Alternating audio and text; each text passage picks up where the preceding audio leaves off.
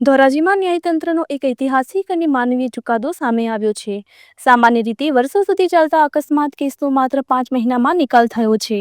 જુલાઈ 2025માં થયેલા ગમખ્વાર અકસ્માત બાદ ધોરાજી કોર્ટમાં ક્લેમ દાખલ થયો હતો અને ડિસેમ્બર મહિનામાં જ મૃતકના પરિવારને કુલ 1 કરોડ 35 લાખ રૂપિયાનું જંગી વળતર મળ્યું છે।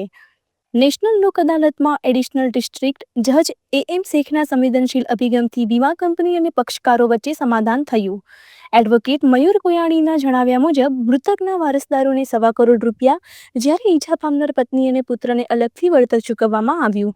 આ લોક અદાલતમાં એક જ દિવસે 296 કેસોનો નિકાલ થયો, જેના કારણે કોર્ટના પેન્ડિંગ કેસોમાં લગભગ 15% ઘટાડો નોંધાયો।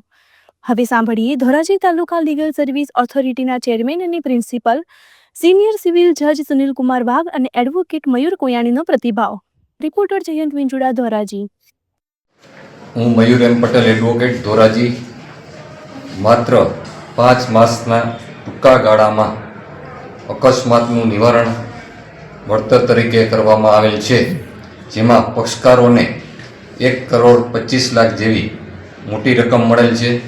તેમજ પક્ષકારોના સાથ સહકાર, વીમા કંપનીના સાથ સહકાર અને ધોરાજી નામદાર ટ્રિબ્યુનલ જજ AM શેખ સાહેબના સરળ અને સાત્વિક ભર્યા પ્રયાસોથી એક મોટું સમાધાન થયેલ છે અને પક્ષકારોને વહેલી તકે ન્યાય મળે તેવું થયેલ છે। આ નેશનલ લોક અદાલતમાં પક્ષકારોને વળતર મળવાથી તેમને વહેલી તકે અને